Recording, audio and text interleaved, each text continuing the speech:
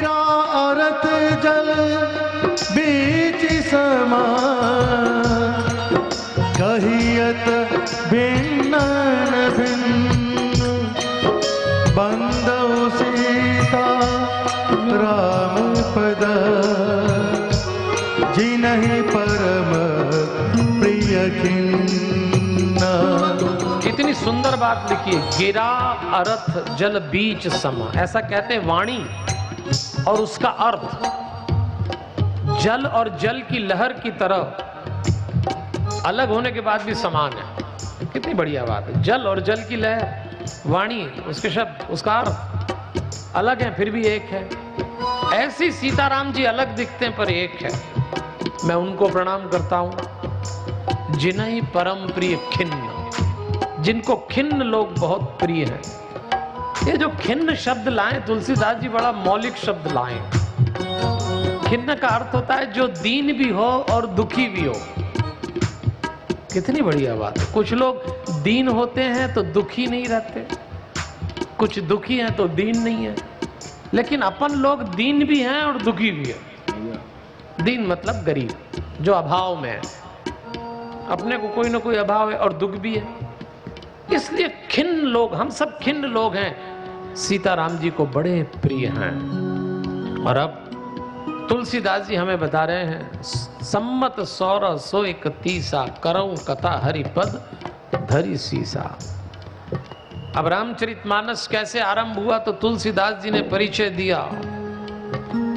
संवत 1631 में इसको लिखा गया। लीजिए, 77 वर्ष की उम्र थी तुलसीदास जी की जब उन्होंने रामचरितमानस पूरा किया। 77 ईयर्स ओल्ड। मुझे ये बात बहुत अच्छी लगती है। एक व्यक्ति ने अपनी जीवन की सबसे अच्छी रचना जो संसार में पूजी गई वो 77 साल में पूरी की।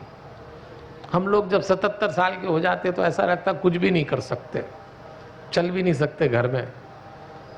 उस व्यक्ति ने ये कहा कि परमात्मा से बुढ़ापा जुड़ जाए तो सृजन किसी भी उम्र में हो सकता। 77 साल में किया उन्होंने।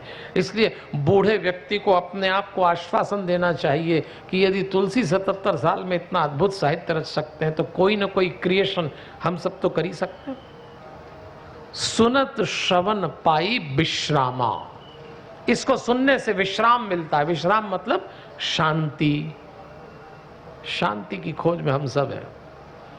अब रामचरितमानस की राम कथा जब भी सुने, आपकी पहली उपलब्धि शांति होना चाहिए, मन शांत हो जाए। सब अशांत सज्जनों देवियों, कोई किसी से कहता नहीं है, क्योंकि हम लोग एक्टिंग करने में इतने माहिर हैं कि भीतर क्या तूफान चल रहा है चेहरे पे नहीं आने देते।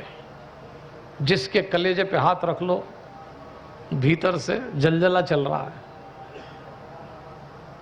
जिसके दिल को देखो वही परेशान है। सलामत दिल के लोग मिलना ही बंद हो गए हैं। सभी टूटा दिल लिए चल रहे हैं। लेकिन यहां हो जाएगी रिपेयरिंग। अब आप राम कथा सुन रहे हैं, शांति मिलना चाहिए। पाई विश्रामा, सुनत श्रवण पाई विश्रामा शब्द आया है। इस कथा को सुनने से विश्राम यानी शांति मिलती है। तो कथा सुन के विश्राम मिलता है, विश्राम करते हुए कथा नहीं सुनना चाहिए। ये भी ध्यान रखना। कई आराम फरमाते कथा में और वो पता लगता है नींद से। आहा हा, क्या मीठी नींद आती कथा में। कितनी ताकत लगाना पड़ती है। कई तो स्टार्टिंग से ही स्टार्ट हो जाते हैं। हमने इधर शुरू किया, उनका कार्यक्रम उधर हुआ, फिर मेरे से नजर पड़ी तो ऐसे जाग जाते हैं जैसे अभी अवतरित हुए हो। अब मुझे इतना चश्मा तो लगता है कि 10वीं 15वीं लाइन वाला आदमी मुझे मालूम है कि वो देखो उड़ीसा से आया अग्रवाल जी, उधर से 6ठे नंबर पे बैठे। सो मत जाना, दिख रहे हैं मुझको, सब दिखते मेरे को यहाँ से वहाँ तक। बड़ी परेशानी, पर क्या करें। अब आप कहोगे पंडित जी क्या क्या क्या प्राण लोग हैं क्या। बाबा जी नहाने जा रहे हैं, शाही स्नान तो 2:30 बजे के उठे हुए, अब नहीं सोएंगे तो फिर कब सोएंगे। हाँ, आप में से ज़्यादातर लोग 2:30 बजे से उठे होंगे। महाराज जी की आपने फिर खुद भी नहाए होंगे, फिर ठंडे पानी से नहाने का अभ्यास नहीं होगा, उत्साह में कूद गए नदी में तो शरीर अलग टूट रहा है। तो कम वक्त नींद अब नहीं आएगी तो कब आएगी? आएगी तो जरूर। एक काम करिए ना, नींद उड़ाने का एक तरीका है, कथा में जब भी प्रसंग अच्छा लगे जोरदार ताली हो जाइए एक बार। ये हाँ, बहुत अच्छी ताली बजाई, लेकिन ऐसी बजाई कि जैसे अंतिम ही बजाई हो, आगे भी बजाना है। जरा एक बार फिर से बजाइए ताकि आपको लगे कि हाँ। और जब भी कथा में कोई प्रसंग अच्छा लगे, आपको ऐसा लगे कि दिल को स्पर्श कर रहा है, आपको लगे कि ये घटना मेरे साथ घट चुकी है या घटने वाली है, कोई पात्र ऐसा लगे कि आसपास मंडरा रहा है, तुरंत ताली जरूर बजाइएगा। और ताली बजाने से आपके शरीर को ये पता लग जाएगा कि क्यों बैठे और काहे के लिए बैठे।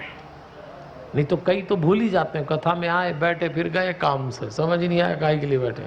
लेकिन ताली बजाते रहेंगे तो काम चलता रहेगा। इसलिए तुलसीदास जी ने लिखा। फिर तुलसीदास जी कह रहे हैं 5 बातें होंगी इस राम कथा को सुनने से। त्रिविध दोष दुख दारिद दावन, कली कुचाली कुली कलुष नसावन।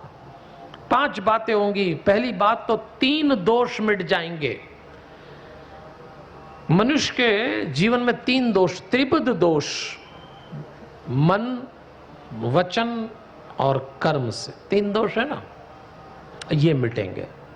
दूसरा दुख दारिद्र, मनुष्य के जीवन में दुख कहां कहां से आते हैं? जरा, जन्म का दुख, जरा का दुख, मरण का दुख, वो मिट जाएगा। तीसरी बात दरिद्रता मिटेगी। 3 तरह से दरिद्र होता है मनुष्य, तन से, जन से और धन से। भाई तन से दरिद्र जब होते जब आप बीमार होते। अच्छा आदमी बीमार हो तो गरीब हो जाता, डॉक्टरों के लाइन में ऐसे बैठ जाता। बड़े बड़े प्रतिष्ठित लोग औंधे पड़े डॉक्टर के सामने, इससे ज्यादा गरीब क्या हो गया? तन से गरीब हो गए। फिर आदमी धन से तो गरीब होता ही होता है। तीसरा होता है जन से गरीब। जन मतलब आपके जीवन में किस तरह के लोग आए हैं, उससे भी तय होगा कि आप निर्धन हैं कि धनवान हैं। यदि अच्छे लोग, समर्थ लोग, प्यारे लोग, भोले लोग और अपने लोग आपके जीवन में आए, आपसे बड़ा कोई धनवान नहीं। और यदि नहीं, ऐसे लोग, कुटिल लोग, खराब लोग आए, आपसे बड़ा कोई निर्धन नहीं। वो तुलसी कहते हैं 3 तरीके से दरिद्रता जो आती वो भी मिट जाएगी। फिर कहते हैं पाप मिट जाएंगे, दैहिक, दैविक, भौतिक। ये 3 तरह के पाप, इन तीनों पाप को मिलाते हैं तो उसका नाम होता है संताप। मैं हमेशा कहता हूं कि पाप मनुष्य को परेशान नहीं करता, परेशान करता है संताप। क्योंकि जब आप पाप करते हैं तो पाप का परिणाम दैहिक होता है, दैविक होता है और भौतिक होता है। दैहिक मतलब शरीर पे होता है, दैविक मतलब कहीं ना कहीं जो भगवान से कनेक्शन है, परम शक्तियां, उस पर उसका प्रभाव पड़ता है। और भौतिक यानी ये जो आपकी भौतिक जिंदगी, इस पे प्रभाव पड़ता है पाप का। ये तीनों मिल जाएं तो संताप। तो जब आप कुंभ में आए हैं तो सबको लगता है आओ चलो नदी नहालो, पाप धुल गए। कोई नदी किसी के पाप नहीं धो सकती, याद रखना। अगर आप कोई गलत फहमी हो कि 8 डुबकी लगा ली तो पाप निपट गए तो माफ करिएगा। हाँ, संताप दूर होते हैं। संताप मतलब परेशानी, चिड़चिड़ापन, बेचैनी, थकान, निराशा, उदासी, हताशा, ये सब संताप है। गलत काम किए होंगे तो ये सब आता है जीवन में। तो जैसी नदी नहाए, जैसे मेला घूमे, किसी बाबा को देखा, अचानक आपको कुछ लगा, कुछ अलग ही देख लिया। आज मैं सुबह 2:30-3 बजे हमारे कैंप में बाहर खड़ा, कुछ लोग बाबाओं को आता जाता देख रहे थे। उसके बाद एक सज्जन ने टिप्पणी की, आज तो मजा आ गया। क्या मजा आ गया? नागा बाबा को देख के क्या मजा आ गया? वो भगवा कपड़े वाले को देख के क्या मजा आया? जिसकी दाढ़ी बड़ी थी, क्या मजा क्या आया आपको? फिर भी आया, कुछ लगा। ऐसा दृश्य जीवन में नहीं, वो है पॉजिटिव एनर्जी का। क्योंकि इस समय सारे वातावरण में इतनी पॉजिटिव एनर्जी है, वो लपक के जाइए, आपका संताप मिट जाएगा। भले ही आप कहें पाप मिट गया, पाप नहीं मिटेगा। पाप करोगे पाप उगेगा, पुण्य करोगे पुण्य उगेगा। ये तो उगना ही है। इसलिए तुलसीदास जी ने कहा कि आपको मिलेगा। तो चौथी बात, 5वीं बात, कलयुग की कुचाल ये रामचरितमानस मिटा देगी। क्या बढ़िया शब्द तुलसीदास जी लेके आए हैं। कली कुचाली कुली कलुष नसावन। कली कुचाली, कलयुग की कुछ कुचालें होती हैं। ये जिस युग में हमें, ये कलयुग है, इसमें कुछ ऐसी चाल होती है, ऐसी जीवन तरीका होता है कि मनुष्य सक्षम हो जाता है पर उसके संकट कम नहीं होते। सक्षम से सक्षम व्यक्ति के जीवन में भी संकट कम नहीं होते। कलयुग का लक्षण है। अच्छे अच्छे लोग देख लीजिए, संकट कम नहीं। अब हमारे प्रदेश का सबसे सक्षम व्यक्ति कौन? मुख्यमंत्री। 5 तारीख को ऐसा तूफान आया, भारी संकट आ गया, आपका मुख्यमंत्री होना कोई मतलब नहीं रहा, भागे आप। सामान्य व्यक्तियों की तरह काम संभाला तो सक्षम व्यक्ति में भी संकट आया, पर संकट निपटाना पड़ता है, उन्होंने निपटाया बढ़िया। आज मैं समझता हूं कि बहुत अच्छे और गरिमा में ढंग से दूसरा शाही स्नान हो गया, पर पहले पे संकट आ गया। और आप जितने लोग आए आप भी सक्षम लोग होंगे, पर सक्षम पे संकट आना कलयुग की निशानी है। इसलिए कलयुग में तैयार रहना, कितनी सक्षम हो जाओ संकट कम नहीं होंगे। कल ही कुछ रात को पानी आ गया तो हम लोग बैठे थे, तो हमने कहा गया काम से, ये स्नान भी गया बहा। जबकि मेरे आसपास इतने सक्षम लोग बैठे थे, पर संकट कम नहीं कर सके। ये कलयुग है, आप सक्षम हैं पर संकट आएगा। कलयुग वो होता है जिसमें लोगों को तरीका आता है जीने का, सलीका नहीं आता। ये कलयुग का लक्षण है। सबको तरीका आता है जीने का, पर सलीका नहीं आता। तरीके और सलीके में फर्क है।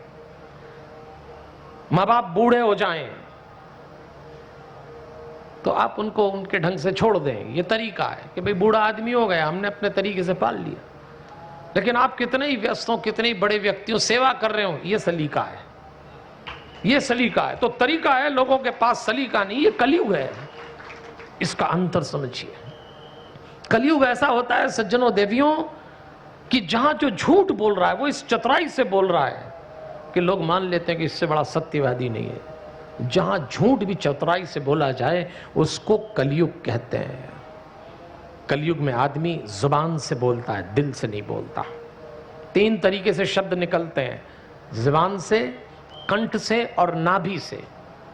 कलयुग में आदमी जुबान से बोलता है और ऐसा बोलता है कि लोग कहते हैं वाह वाह वाह वाह। ये जिन कवियों और शायरों की गजल और पंक्तियों पे आप कहते हैं वाह वाह, ये रात को दारू पी के गटर में पड़े मिलेंगे, क्योंकि जुबान का खेल है, दिल से नहीं बोला उसे।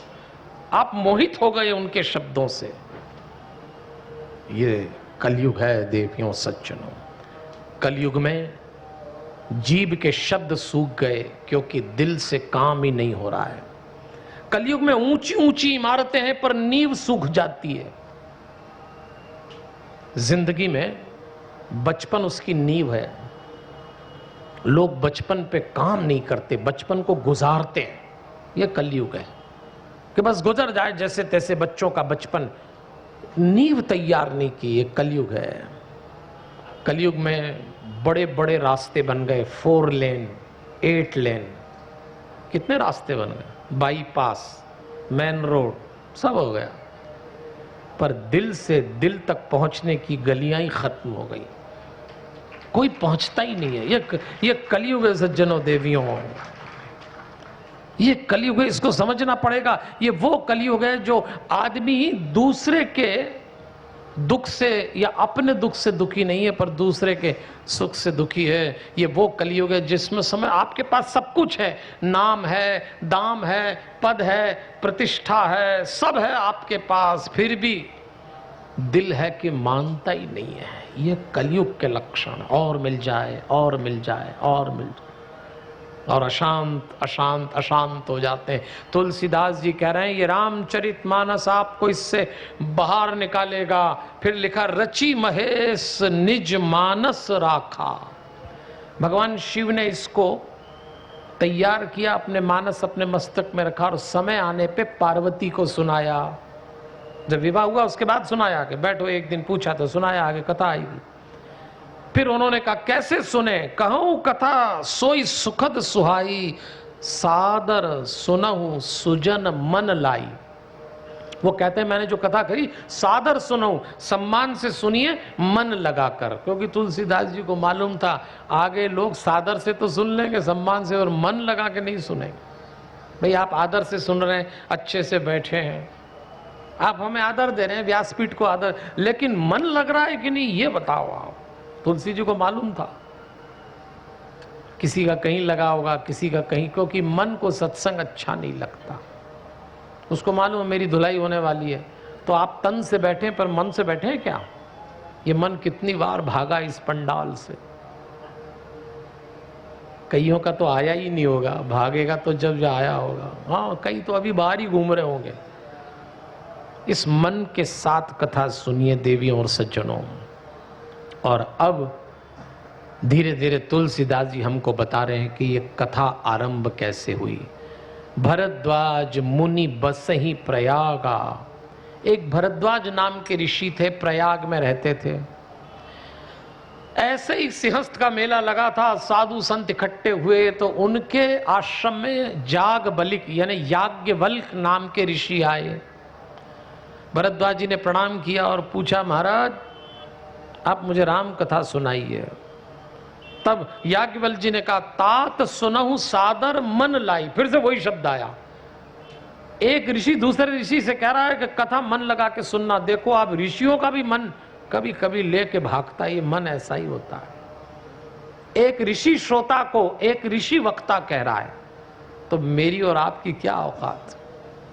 ये मन निकल लेता है सज्जनों, देखिए उसको लगा के बैठना पड़ता है। आइए कथा धीरे धीरे आगे चल रही है। ये कथा तो आप सुन ही चुके हैं कि शिव और सती में मतभेद हो गया था, तो शिव जी ने सती जी को त्याग दिया। ये कथा आपने सुनी है?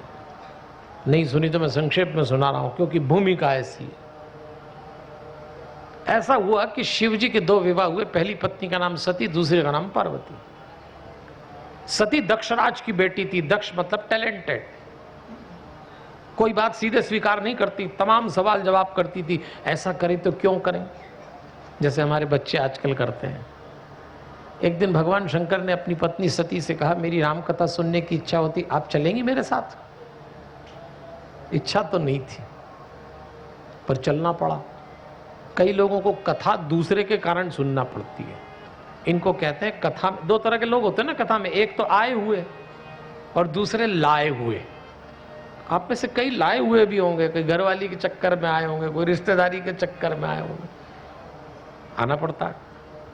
सती जी भी गई कि चलो ये जा रहे हैं। तो कहां पहुंचे? अगस्त ऋषि के आश्रम में।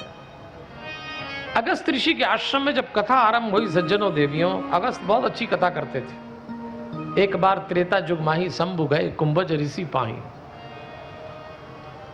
और जैसे ही पति पत्नी वहां पहुंचे तो अगस्त ऋषि ने खड़े होकर शिव जी को प्रणाम कर लिया। तो यहीं से झंझट चालू हो गई।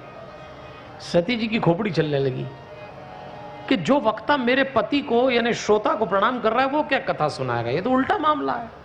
भाई कायदा तो ये कहता है कि श्रोता वक्ता को प्रणाम करता है, या तो वक्ता श्रोता को कर रहा है। बस वक्ता के प्रति संदेह आरंभ हुआ। ये पहली गलती। आप जिस कथा में जाएं, सत्संग में जाएं, वक्ता पे डाउट मत करिए। पहले ही ठोक बजा के लाइए। एक तो पहले अब पहले उसको सोच समझ के बुलाइए। हमको तो इतनी कथाएं कराते हैं लोग, तो हमको मालूम पड़ जाता है कि हमको कोई ऐसे नहीं बुला लेते कि चलो बुला लो पंडित जी को। हमारा बड़ा स्क्रीन टेस्ट होता है। हाँ, अगर किसी को घर में कथा कराना हो ना तो हमारी सीडी बुलवाई जाती है। फिर 5-25 मेंबर, फिर जो घर के पुराने लोग होते हैं वो बोलते हैं बच्चों को जरूर बैठाओ, कथा तो इनको सुनाना है। अगर इनको ही समझ में नहीं आई तो बेकार है। तो बच्चे बैठते हैं, फिर उनको बोलते हैं देखो ये वाला बाबा ठीक है क्या, इसकी कथा सुन लो, इसकी कथा सुन लो। फिर बच्चे हमारा वीडियो सुनते हैं 3-4 में से हैं, और फिर बोलते हैं हाँ ठीक है ये वाला, ये ओके। पंडित जी ओके हो गए। उसके बाद पंडित जी आए। ऐसे नहीं आते, हमारा टेस्ट होता है, सबका ही होता होगा, चलो करना भी चाहिए। लेकिन एक बार बुला लिया तो फिर ध्यान से सुनो। सती जी यहीं चूक गई और कथा नहीं सुन रही।